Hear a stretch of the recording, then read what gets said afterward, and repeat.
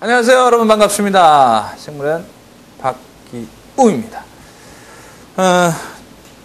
이제 생태계 들어가야 돼. 환경. 그지? 그래서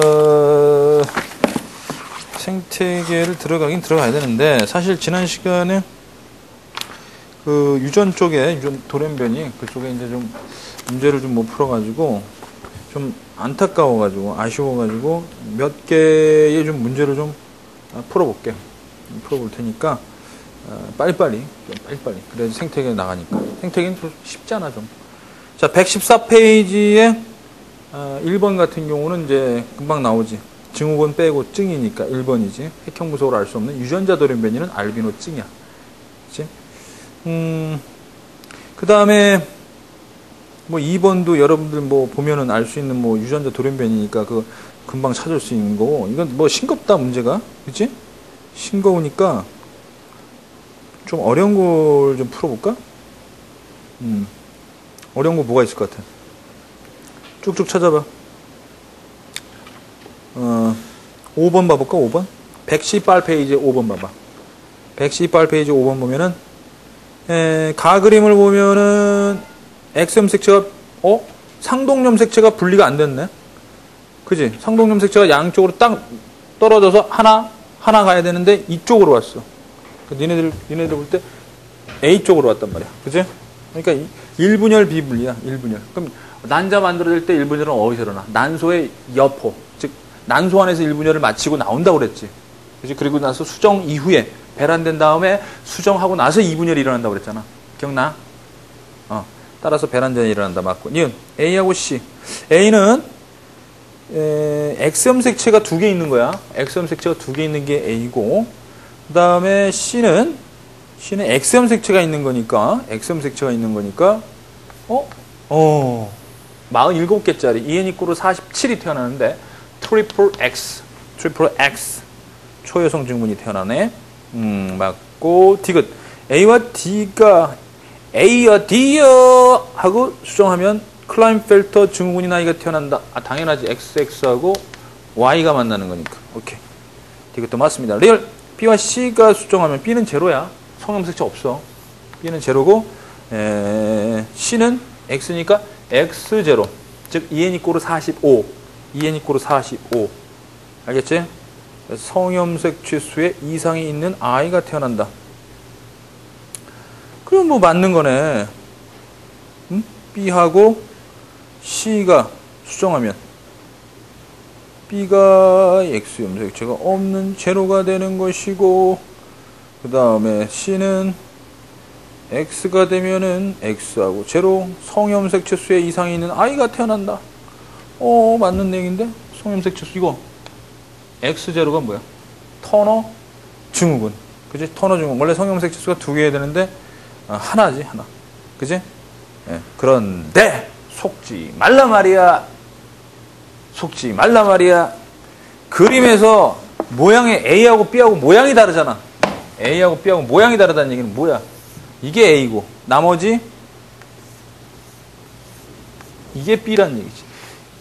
됐어? 수정한 다음에 제2분열이 일어나서 이렇게 된 거야. 감수 제2분열을 마친 거야.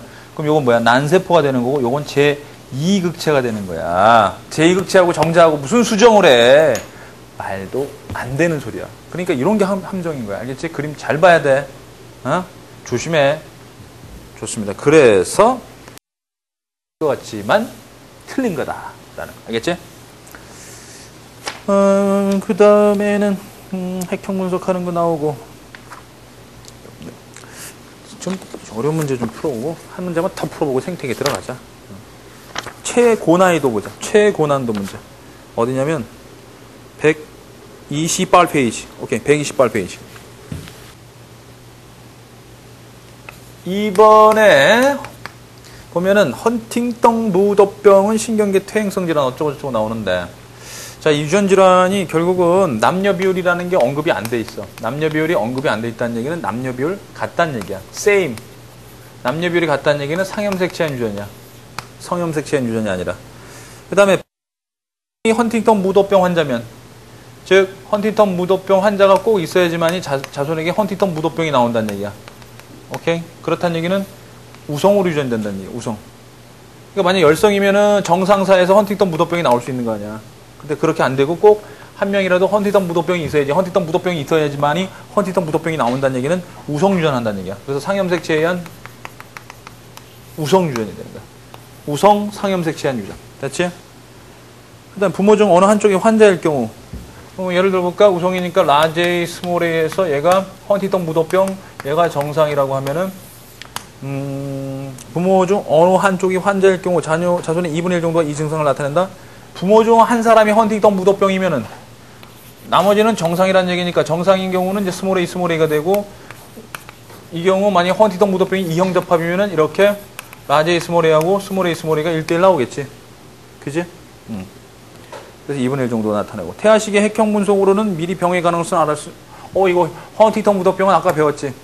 좀 전강해서 유전자 돌연변이는 핵형 분석을 알 수 없다 얘기야. 따라서 1번은 무성 맞고 2번은 상염색체 존재하는 거 맞고 유전자 돌연변이 맞고 4번 기억의 환자는 동형접합이 아니라 라제이 스몰 A 같은 이형접합이야. 이형접합 또는 헤테로라고 그러지. 헤테로. 됐지? 오케이. 129페이지에 진짜 마지막 4번 129페이지 4번 봐봐. 자, A는 정상유전자, 라제이는 정상유전자, 스몰 A는 생명유전자다. 그러면은 이렇게 해볼까? 아빠는 지금 뭐냐? 아빠 생명남자니까 XA, Y 생명유전자지, 그지? 그 다음에 엄마는 XX 뭔지 여기다 아직 잘 모를 거야. 아직 잘 모르는데 누가 태어났니? 정상이라고 하긴 했는데 누가 태어났니? X 스몰 A 생명여자가 태어났어. 생명여자. 따라서 엄마는 라지 A도 갖고 있지만 스몰 A도 갖고 있는 거야. 라지 A도 갖고 있지만 스몰 A도 갖고 있는 거야. 됐지? 근데 여기서 태어난 나가 누구야? 트리플 X, 즉 초여성 증후군이야. 초여성 증후군 이렇게 내 표현 방식은 책하고 달라. 알겠어? 자, 그래서 이렇게 나왔대. 이렇게. 그러면 아빠는 Y염색체 준 게 아니라 이걸 준 거니까 이게 아빠가 준 거야. 아빠. 그럼 이건 누가 준 거야? 엄마. 이거 누가 준 거야? 엄마.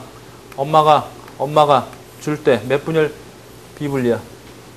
응? 이거 염색 분체지.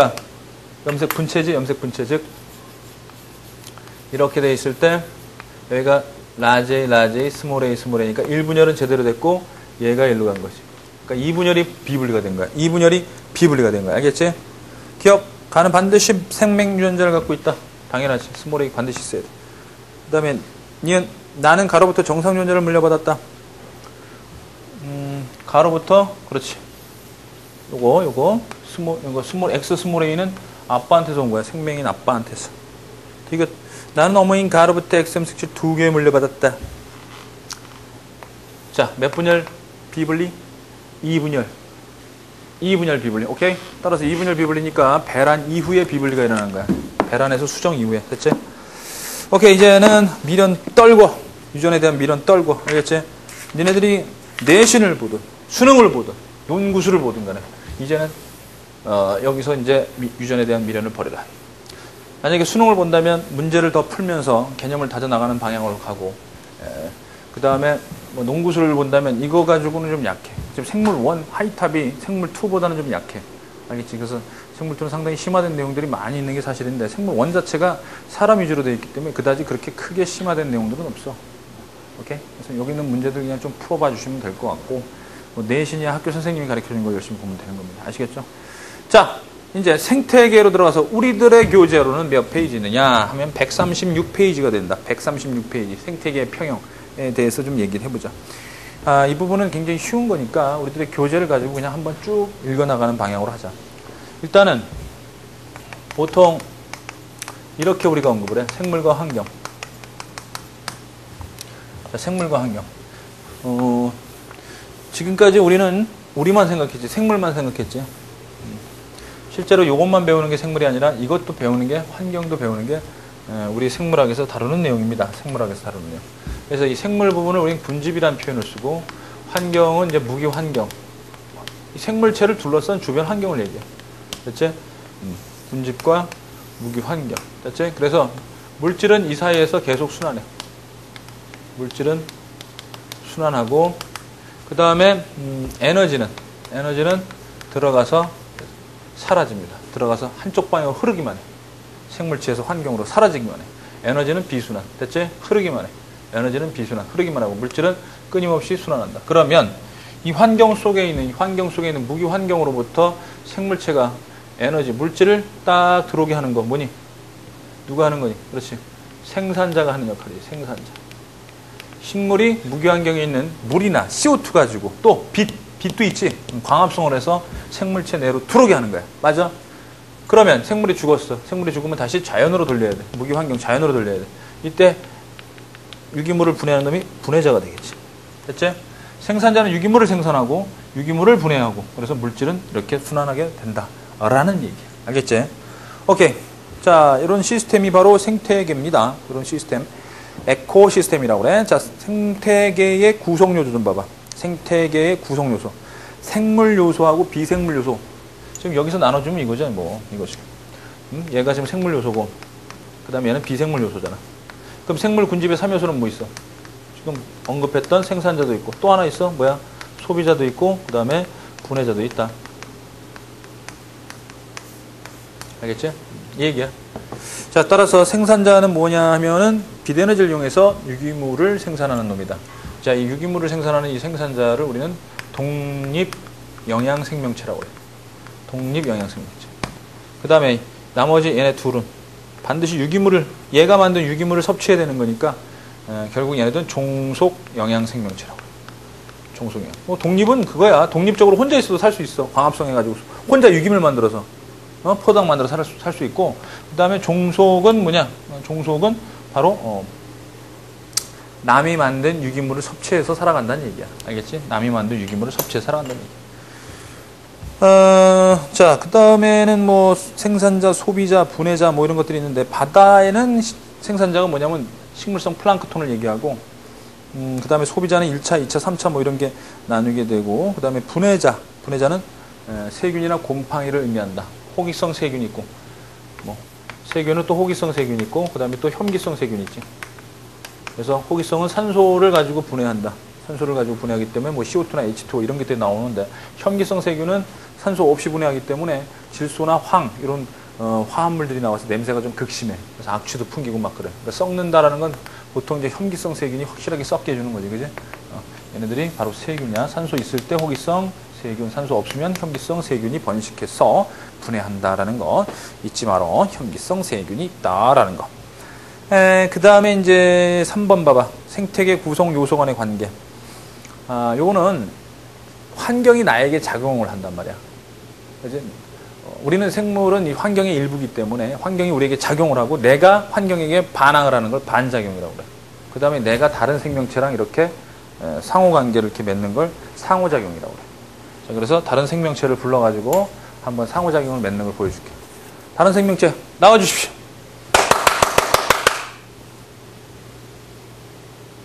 자, 어때? 잘생겼니? PD님이 또 이번에도 안 나오네. 자, 그래서요. 네. 상호작용이라는 건 같은 종끼리도 상호작용이 있고, 그 다음에 다른 종끼리도 상호작용이 있는 거야. 뭐 같은 종끼리는 상호작용하는 게, 이건 사실 생물투 내용이지만 텃세, 세력권도 있고, 그 다음에 뭐 순위, 이제 뭐 리더제, 뭐 사회생활 이런 것들이 있고, 그 다음에 다른 종끼리는 경쟁도 하고, 무슨 기생도 하고, 공생도 하고, 이런 것들이 바로 상호작용이야. 알겠지? 생물과 생물 사이의 관계를 상호작용이다. 이렇게 얘기해. 그러면은 137페이지에 생태계 평형으로 들어가자. 먹이 연세와 먹이 그물 있다. 자, 먹이 연세는 하나의 쫙 연결된 시스템이다. 그런데 먹이 그물은 그것이 복잡하게 얽히고 설켜 있는 거기 때문에 먹이 연세가 복잡할수록, 다시 얘기해, 먹이 그물이 복잡할수록 생태계는 평형을 잘 유지하고 생태계는 안정돼 있다. 이렇게 얘기를 해. 알겠지? 안정돼 있다. 그래서 거기에 생태계 평형을 보시고요. 수를 일정하게 유지할 수 있는 게 이제 생태계 평형인데, 이때 이제 생태 피라미드 좀 한번 봐주시겠어요? 생태 피라미드. 생산자, 1차 소비자, 2차 소비자. 이렇게 상위 영양 단계로 갈수록 줄어드는 게 뭐냐 이거지. 상위 영양 단계로 갈수록 줄어드는 건 뭐 개체수. 뭐 할 것도 없다. 여기는 생물량. 식물을 물 쪽쪽 빼가지고 건조한 중량을 얘기해. 알겠지? 식물이 제일 무겁다. 그 다음에 1차 소비자가 무겁다. 이런 식이야. 그 다음에 이제 중요한 건 에너지량이야. 에너지량. 에너지량은 반드시 상위 영향 단계가 쑥 줄어들어. 왜냐하면 이만큼의 에너지를 갖고 있던 요 생산자의 일부만 먹히거든. 요 정도만 먹히거든. 나머지는 지가 쓰고 또 현재 존재하고 한단 말이야. 알겠지? 오케이. 따라서 일부가 이동을 하고 그 다음에 이들 중에서도 일부 쓰고 일부 이동하고 이런 식이 돼. 상위 영향 단계로 갈수록 이동 에너지량 또는 유동 에너지량이 줄어들게 되지. 알겠지? 오케이. 자, 요거 좀 참고해 주시면 돼. 개체수 피라미드, 생물량 피라미드, 에너지 피라미드. 자, 그 다음에 이제 먹이 연쇄가 그 맨 밑에 이제 나오고 있는데, 넘겨봐. 넘겨가지고 생태계 평형이 유지되는 원리를 한번 봐라. 만약에, 여기서, 자, 여기서 어떤 걸, 약간 농약을 뿌렸어. 이건 풀밭. 좀 농약을 좀 뿌렸다고 치자. 그랬더니, 익충이 다 죽었어, 익충. 이로운 곤충이 다 죽었어. 그랬더니 해충들이 이만큼 늘어났어. 벌레들 있잖아, 해충들. 얘는 그걸 잡아먹는 새. 참새. 자, 이만큼 1차 소비자가 갑자기 폭발적으로 증가했어. 어떤 요인에 의해서. 이런 걸 이제 생태계 평형의 파괴라고 그러지. 생태계 평형의 파괴. 어떤 요인에 의해서, 그지? 근데 그 요인이 크게 세 가지가 있는데, 이 중에서는 지금 인간의 간섭이지. 인간 때문이지. 왜? 아니, 저거 뿌렸잖아. 농약 뿌렸잖아. 농약 뿌려가지고 이렇게 된 거 아니야. 그럼 봐. 여기서 이제 멈추는 게 아니야. 여기서 이제 끝나는 게 아니야. 이게 파괴되는 게 아니라, 여기서 얘네들이 많아지게 되면은 풀들이 줄어들게 돼. 풀들이 줄어들게 돼. 맞아? 지금 먹이들이 줄어들고. 얘는 어때? 신났지. 우와, 신난다! 그러면서 얘네들 진 거야. 됐어? 먹이는, 이 벌레들 입장에서 먹이는 줄어들고, 포식자는 증가했으니까 어쩔 수 없이 지네들도 애구나 해구머니 그러면서 줄어들어. 이렇게 줄어들어. 그럼 얘도 줄어들고 얘는 다시 늘어나. 알겠어? 이런 원리야. 그래서 다시 평형을 되찾는 거야. 그 과정을 이제 나타낸 거고. 됐지? 그래서 생태계 평형의 파괴. 인간이 가장 우선적인 파괴 요인이야. 그래서 생태계를 지키기 위해서는 이 대자연을 지키기 위해서는 먼저 인간부터 제거해야 돼. 이거 무슨 얘기하는 거야 지금? 자, 그래서 생태계를 파괴하는 인간을 제거해야 한다는 얘기, 알겠어? 자, 그래서 인간이 바로 생태계 평형의 파괴 요인이다. 그러니까 인간의 행위 자체가 건설하고 뭐 이렇게 여러 가지 만드는 것도 있고 환경 오염을 일으키는 것도 있잖아. 이런 것들. 그 다음에 두 번째는 귀화생물. 귀화생물. 그 다음에 세 번째는 이제 자연재해. 오케이? 그 전에인가요? 한 좀 지났는데, 상당히 많이 지났는데, 중국일 거야, 아마. 쥐가 20억 마리인가 이렇게 늘어나가지고 막, 집에 막 쥐들이 막 들어오고 막 난리가 났었던 적이 있어요. TV에서 한번 본 것 같은데, 막 쥐들이 그냥 막 떼로 다녀, 그냥 막 떼로. 그럼 중국인들이 얼마나 좋았겠냐, 그냥. 그게 다 먹인데. 그래가지고. 근데, 실제로는 상당히 괴로워했겠지, 그지? 물론 나는 그 들은 얘기지만은 뭐 쥐고기도 판다 뭐 이런 얘기를 듣긴 들었는데 하여간 식성들이 상당히 좋습니다. 중국인들이, 그지? 그래서 어쨌든 간에 쥐가 그렇게 폭발적으로 증가한 원인을 찾다 보니까 뭐냐면요. 중국인들이 뱀을 많이 먹었대요. 뱀을 엄청나게 먹었대. 엄청나게 잡아먹었대. 근데 이 뱀이 한 마리가 1년에 한 500마리의 쥐를 먹는데요. 500마리 정도. 그렇다면 뱀 한 마리가 이 정도를 먹어 치워줘야 되는데 뱀이 계속 줄어들면 당연히 어떻게 되니? 포식자가 없어지니까. 이 포식자가 없어지면 쥐새끼가 엄청난 양으로 늘어나겠지. 그지? 그럼 결국 이때의 생태계 파괴도 이게 문제네. 알겠어요? 파괴 요인이. 그지? 그래서 거의 생태계 평형의 파괴 요인은 뭐 요렇게 꼽을 수가 있습니다. 알겠죠? 네. 자, 그 다음에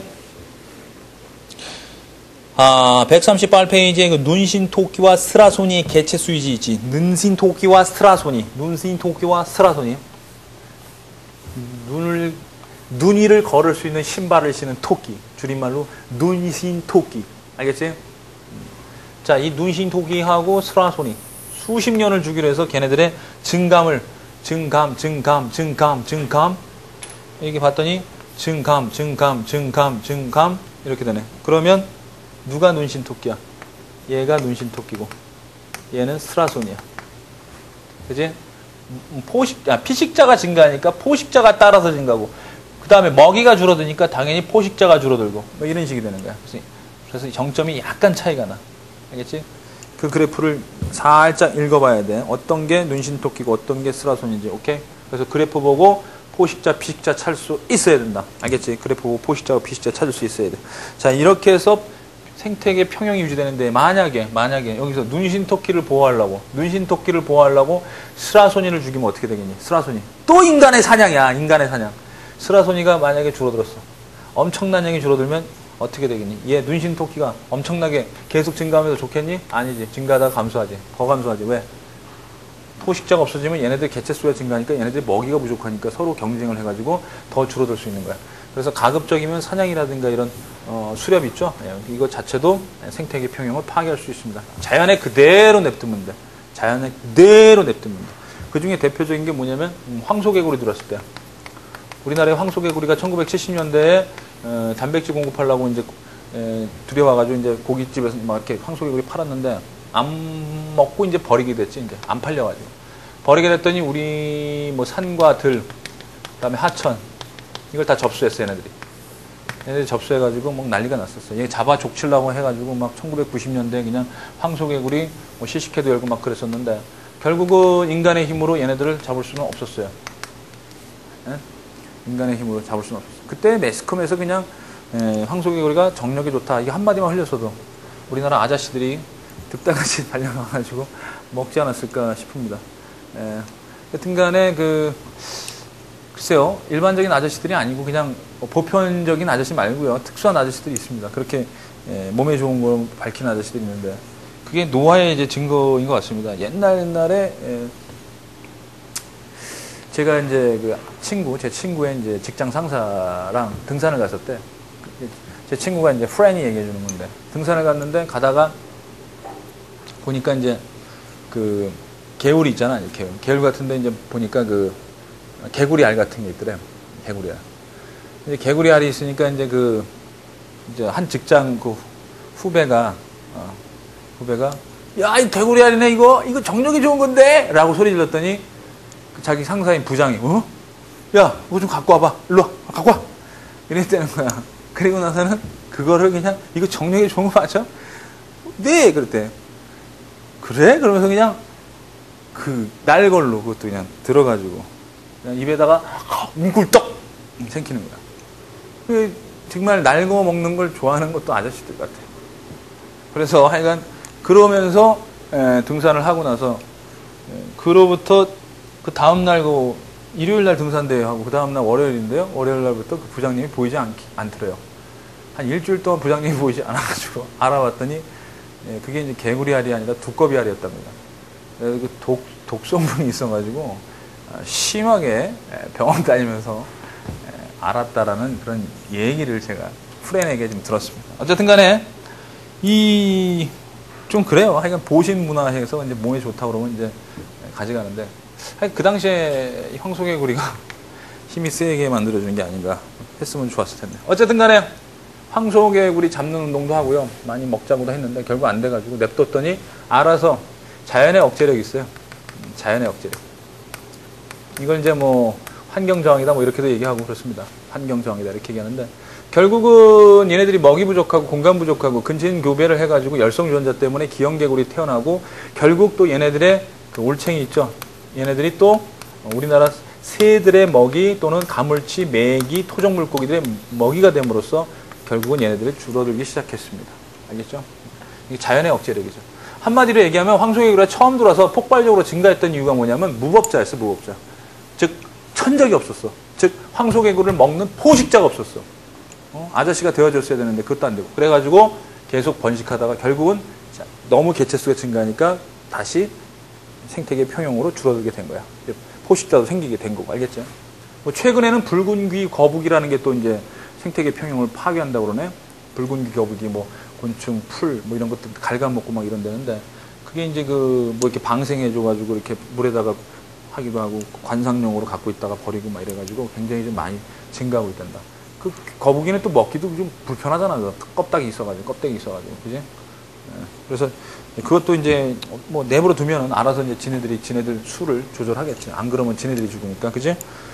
그다음에 이제 블루길, 베스 블루길, 물 속에서 이제 포식자들, 난폭한 포식자들도 이게 다 귀화 생물들입니다. 그래서 실제로 그 우리나라 연안에 있는 수중 생태계도 지금 많이 파괴가 되고 있다네. 그 밸런스 워러인가요? 밸런스 워러인가? 뭔가 그 하여간 배 있잖아, 배. 배가 이제 저기 멀리 왔다 갔다 하는 그 세계에 왔다 갔다 하는 그 배는 이렇게 물을 실었다가 좀 무겁게 하고 다시 또 가볍게 하고 뭐 이렇게 해서 물을 배출하고 뭐 이런 게 있대. 그래가지고 저기 열대 해역을 갔다 온 배가 여기서 이제 물을 우리나라 근처에서 이제 뭐 방출하기도 하고 뭐 이러는 모양이야. 배에 대해서 잘 모르지만은. 그러면서 그쪽에 있는 바닷물에 있는 이 어패류들 있지. 그것들이 우리나라 해역으로 들어오면서 우리나라 해역에 쫙 알게 모르게 많이 퍼져가지고 무슨 홍합과 비슷한 것들, 뭐 어패류지, 그러니까 폐류, 조개류. 그다음에 뭐 해파리는 뭐 당연히 지금 많아지고 수온도 올라가고 있으니까, 그지? 그래서 좀 그 열대 해역에 있어야 될 그런 물고기들이 많이 지금 발견되고 있다라고 얘기를 합니다. 그래서 수중 생태계도 지금 사실 좀 많이 좀 변하고 있고 좀 문제가 되고 있다 이렇게 볼 수 있겠네요. 근데 그건 뭐 인간이 지금 할 수 있는 건 뭐 어느 정도까지밖에 없으니까. 어쨌든 139페이지에 3번 생태계 평형 파괴 요인 요거 세 가지 그 예를 좀 알아두시기 바랍니다. 예를 좀 알아두시기 바래요. 자연재해는 어쩔 수 없는 거고요. 예, 자연재해는 어쩔 수 없습니다만은 귀화 생물이라든가 아니면 인간에 의한 파괴.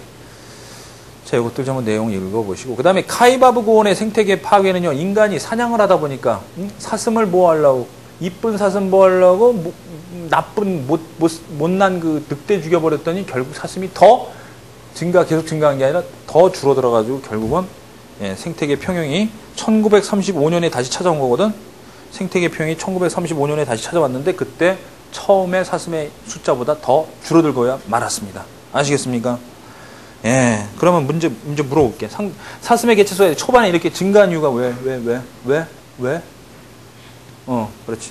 포식자가 줄어들었기 때문에. 늑대 사냥에서 줄어들었기 때문에. 인간이야. 이것도 인간의 간섭이야. 인간의 개입이야. 그러다가 다시 사슴이 감소한 이유는 뭐야?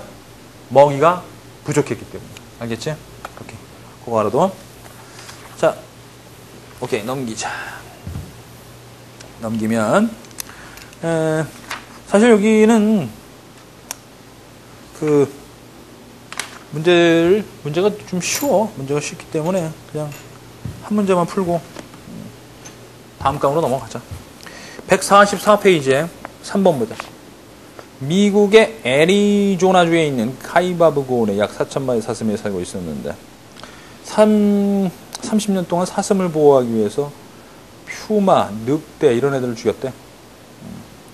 그랬더니 개체수 변화가 그랬대. 지금 방금 본 그래프지, 그지? 방금 본 그래프를 이제 분석해야 돼. 자, 1921년까지 사슴의 개체수가 증가한 것은 포식자가 감소했기 때문이다. 당연한 거지. 1921년 이후부터 사슴의 개체수가 감소한 것은 포식자 수가 증가에 많이 잡혀먹힌 게 아니라 초원의 생산량, 즉 먹이가 부족했기 때문이지. 그리고 사슴의 개체수가 증가하면 초원의 풀이 많이 피식되어 생산량이 감소한다. 그렇지. 그러니까 사슴이 증가하면 초원은 줄어드는 거야. 사슴이 증가하면 초원은 줄어드는 거야. 그지? 그 다음에 사슴의 포식자를 인위적으로 제거하는 것은 결국 사슴의 개체수를 증가시키는 데 도움이 되지 않은 겁니다. 알겠죠? 그래서 괜히 오버한 꼴이죠. 오버하지 말아달라고 좀 인간들에게 좀 얘기하고 싶네요. 알겠습니까? 자연은 자연 그대로 가져온 거야. 내추럴한 게 네이처야. 라고 외치면서 제가 이번 강을 마치도록 하겠습니다. 다음 강에서 만나도록 하겠습니다. 여러분. 대단히 수고 많았습니다. 빠이빠이.